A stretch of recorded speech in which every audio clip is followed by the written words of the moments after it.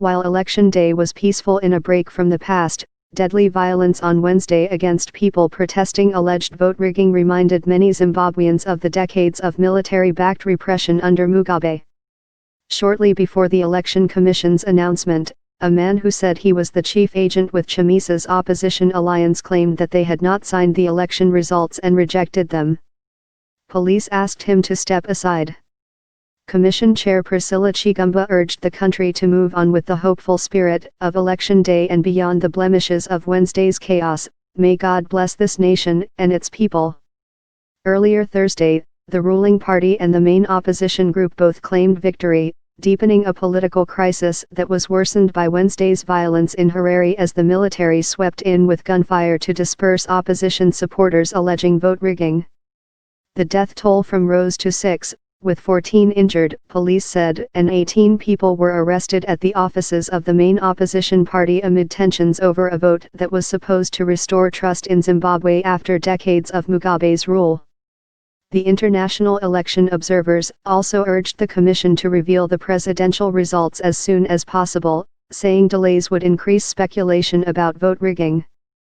Chamisa, however, said police seized computers and were looking for what he called evidence of vote rigging.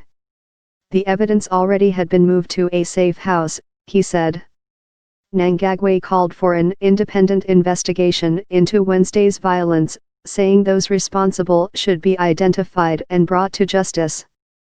Mnangagwa was a longtime Mugabe confidant before his firing in November led his allies in the military to step in and push Mugabe to resign after 37 years in power.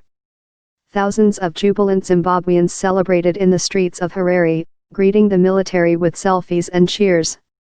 Since taking office, the 75-year-old Mnangagwa has tried to recast himself as a voice of reform, declaring that Zimbabwe was open for business and inviting longband Western election observers to observe Monday's vote, which he pledged would be free and fair.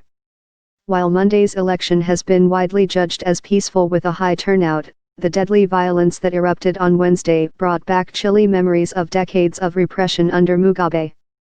It was a reminder, as opposition leader Chamisa declared Thursday, that we have removed Mugabe but not Mugabeism.